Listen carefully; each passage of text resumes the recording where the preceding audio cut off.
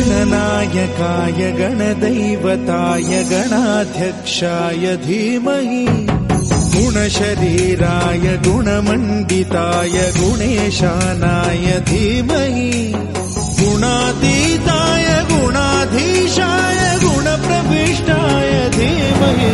Hello friends, आप सभी का वेलकम हो गया है मेरे चैनल वैदिक कांसोटिया फैमिली में। तो कैसे हो आप सभी? राधे राधे मित्रों, आज हम बात करेंगे श्रीमद् भागवत गीता के ऊपर यथा स्वरूप। आप इस्कॉन टेम्पल पे जाते होंगे तो आपने देखी होगी, श्रीला प्रभुपाद के द्वारा लिखी गई है। मतलब यथा स्वरूप का मतलब ही यही है कि एज इट इज़ कॉपी करना। और भी बहुत सारी भागवत लिखी गई हैं, लेकिन एग्जैक्ट कॉपी जो है वो श्रीला प्रभुपाद ने दिया है। इसके अंदर अपना बेस्ट आज इस्कॉन खड़ा है पूरे वर्ल्ड भर में। आप देख सकते हैं कि हमारे कितने सारे टेम्पल्स हैं और कितने मतलब सनातन की तरफ आ रहे हैं हमारे दूसरे भाई बहन जो हैं, चाहे रशिया ले लो आप, चाहे अमेरिका ले लो या चाइना ले लो, पाकिस्तान में भी हैं, यहाँ तक अदर रिलीजन के भी जो हैं, चाहे आप मुस्लिम मज़हब के ले लो, चाहे आप क्या कहते हैं क्रिश्चियन मज़हब के ले लो, वो लोग भी जो है वो मतलब एज अ धार्मिक बुक नहीं, बस एक जीवन का उद्देश्य देने वाली किताब। आपने भी सुना होगा कि भागवत गीता बहुत अच्छी है, पर हमारे यहाँ की मेंटेलिटी क्या है लोगों की, कि लोगों को ये बताया जाता है कि भगवत गीता हो गई या किसी भी प्रकार की धार्मिक पुस्तक हो गई या किसी भी प्रकार के धर्म से रिलेटेड कोई भी चीज़ हो गई, तो वो लोगों को ये बताया जाता है कि बच्चों के मतलब की चीज़ नहीं है ये आप जब बड़े होंगे, जब आप वृद्धावस्था में जाएंगे, तब आप एक बुक रीड कीजिए या एक धर्म को अपनाइए या पूजा पाठ कीजिए। ये हमारी सबसे बड़ी गलती है, जिससे हमारी जो आने वाली पीढ़ी है वो हमारे धर्म का परिचय नहीं जानती है, जिसके कारण जो है लोग गलत रास्ते पर चले जाते हैं, है ना।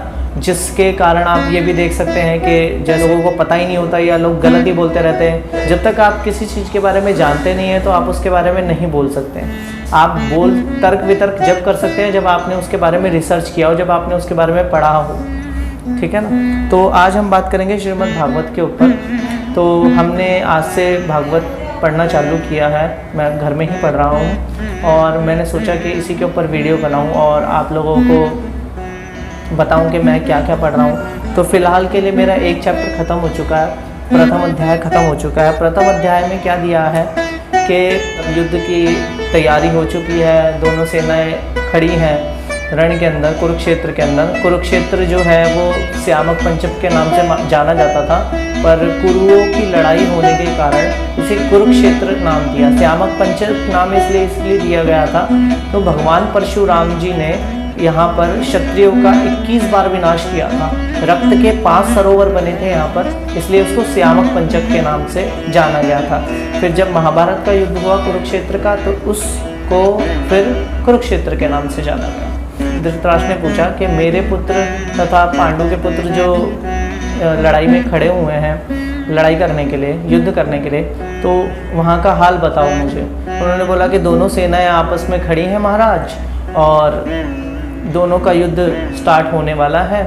और फिर उसके बाद श्री कृष्ण जी जो हैं वो अर्जुन का वार्तालाप चल रहा है। अर्जुन जो बोलते हैं कि मैं चाहता हूँ कि मैं दोनों सेनाओं का परीक्षण कर लूँ। आपको पता है महारथी हैं, धनुर्धर हैं, और पशुपतास्त्र भी था उनके पास, भगवान पशुपतिनाथ ने दिया था, भगवान शिव ने दिया था उन्हें, अर्जुन को।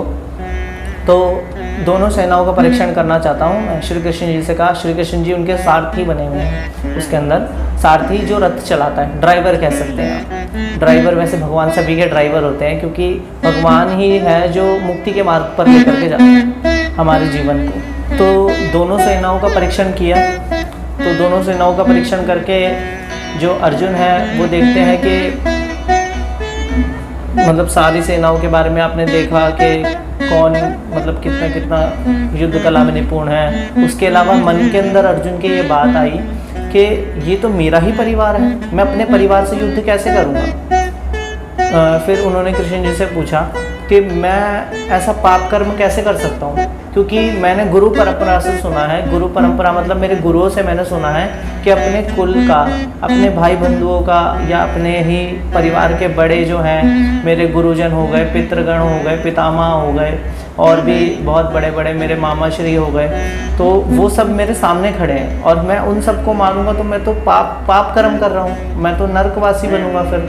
और मान लो युद्ध में मेरी विजय हो जाती है तो मुझे क्या मिलेगा? सिर्फ एक लाशों का ढेर और राज सिंहासन। एक राज्य के लालच में, एक सुख भोगने के लालच में मैं युद्ध कर रहा हूँ, वो भी अपनों को मार रहा हूँ, तो ऐसा कैसे हो सकता है? मैं तो पाप कर रहा हूँ, मैंने गुरु परंपरा से सुना है। और दूसरी बात, अगर मान लो मैं पाप करूँगा तो मेरी आने वाली जो पीढ़ियाँ होंगी वो भी पाप करेंगी, क्योंकि बड़ों से तो सीखते हैं बच्चे। आपने भी सुना होगा, जैसे मान लो बड़ा कुछ भी कर रहा है तो बच्चे उसको देखा देख वैसे ही करेंगे। तो अगर मैं पाप कर रहा हूँ तो मेरे जो बच्चे होंगे वो भी तो पाप ही करेंगे, और उनकी जो आने वाली संतानें होंगी वो भी, तो पूरा कुल खराब हो जाएगा मेरा। तो मतलब मैं तो ये युद्ध नहीं कर सकता हूँ, क्योंकि अगर मान लो युद्ध में ख़त्म हो जाएगा सब कुछ, सब ठीक भी हो जाएगा, राज्य मिल जाएगा, सुख भोगने लगेंगे, कुल आगे बढ़ेगा, कुल की जो स्त्रियाँ बचेंगी, जो वैधव्य को प्राप्त हुई हैं, वो स्त्रियाँ दूषित हो जाएंगी, उनके मन में दूसरी भावनाएं आएंगी, और फिर जो संतानें उत्पन्न होंगी वो भी अवांछित, मतलब बेकार संतानें उत्पन्न होंगी, जिसके कारण जो है वो पूरा कुल ही खराब हो जाएगा। और पूरा कुल खराब हो जाएगा तो हमारे पितृ कैसे सुख पाएंगे?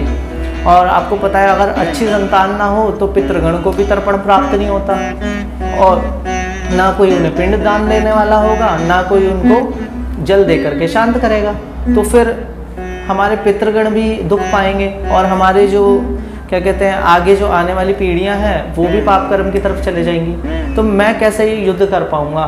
तो मेरे तो पसीने छूट रहे हैं, अर्जुन ने कहा मेरे पसीने छूट रहे हैं, और मैं तो नहीं, कुछ भी नहीं कर पाऊंगा, मेरा तो गला भी सूख रहा है और मेरा शरीर काँप रहा है, और मैं युद्ध नहीं कर पाऊंगा।